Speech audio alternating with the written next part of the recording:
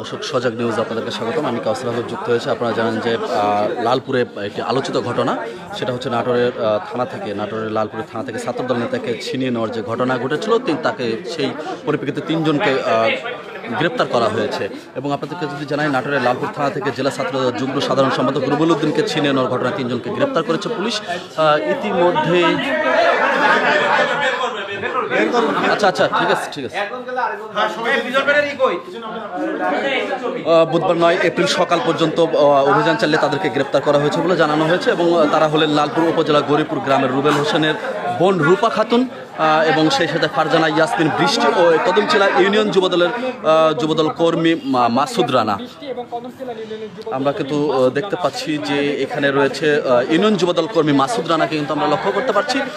আপনারা কিন্তু দেখতে পাচ্ছি কে যুক্ত হয়েছে কোথায় থেকে, এবং সেই সাথে আপনাদেরকে আরও বিস্তারিত জানাবো এবং আপনাদেরকে যুবদল একজনকে নিয়ে আসা হলো। এবং আমরা কিন্তু দেখতে পেলাম যে কদমচিলান ইউনিয়ন যুবদলের কর্মী মাসুদ রানাকে ইতিমধ্যে গাড়িতে তোলা হয়েছে এবং পরবর্তী যে 2 জন রয়েছে তাদেরকে কিন্তু তোলা হবে। সেই সাথে আমি আপনাদেরকে পুরো বিস্তারিত জানাচ্ছি যে মঙ্গলবার দুপুরে রুবেল উদ্দিনকে গ্রেপ্তার করে লালপুর থানায় নিয়ে আসা হয়। পরে তার সমর্থকরা থানায় উপস্থিত হয়ে তাকে ছাড়িয়ে নেওয়ার জন্য চাপ সৃষ্টি করেন। পুলিশের অসম্মতি জানালে এক পর্যায়ে তারা হট্টগোল করে এবং রুবেলকে ছিনিয়ে নিয়ে যায়। এই ঘটনায় মঙ্গলবার রাতেই অজ্ঞাত সহ 35 জনের বিরুদ্ধে মামলা দায়ের করা হয়েছে। হ্যাঁ, আর 2 জন কই?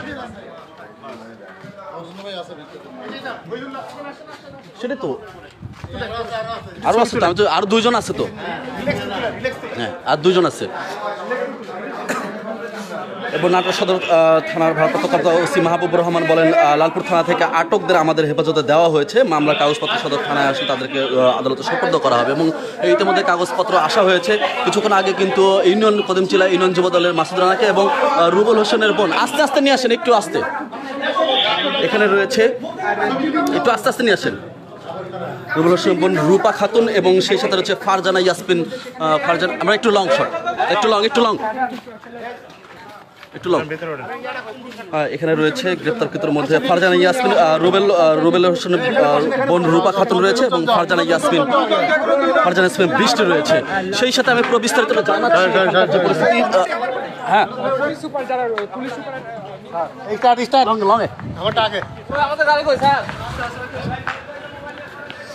সরো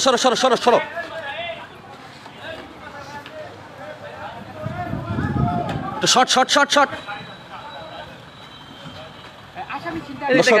আপনারা জানেন যে নাটোরের থানা থেকে ছাত্রদল নেতাকে ছিনিয়ে নেওয়ার যে ঘটনাটি ঘটেছিল আলোচিত লালপুরের, সেই ঘটনার 3 জন আসামিকে গ্রেপ্তার করা হয়েছে। ইতিমধ্যে নাটোরের লালপুর থানা থেকে জেলা ছাত্রদলের যুগ্ম সাধারণ সম্পাদক রুবেল উদ্দিনকে ছিনিয়ে নেওয়ার একটি ঘটনা ঘটে লালপুরে। তার পরিপ্রেক্ষিতে কালকে রাতেই কিন্তু বিশেষ অভিযান পরিচালিত হয়। অভিযান পরিচালিত করে কিন্তু 24 ঘন্টা না পেরোতেই কিন্তু প্রায় 3 জনকে গ্রেপ্তার করেছে।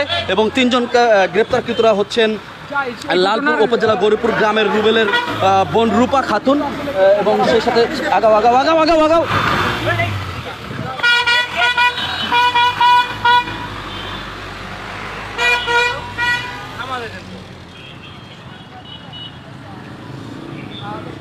দর্শক, আমি এতক্ষণ যুক্ত ছিলাম কাউসার হাবিব নাটোর সদর থানা থেকে এবং আপনাদেরকে পুরো বিস্তারিতটা এখন জানাবো। আমার সঙ্গে কিন্তু অনেকেই যুক্ত রয়েছেন।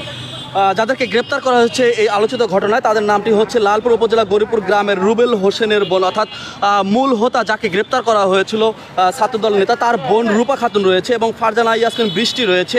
কদমচিলা ইউনিয়নের যুবদল কর্মী মাসুদ রানা রয়েছে। গ্রেপ্তারদের নাটোর সদর থানায় রাখা হয়েছে বলে নিশ্চিত করা হয়েছিল।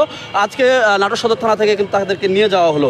তো সবাই এই ঘটনাটি জানে। সবাই ভালো থাকুন, সুস্থ থাকুন, সজাগ নিউজের সঙ্গে থাকুন। বিস্তারিত আরও একটি আপলোড ভিডিওতে আপনাদেরকে জানাবো।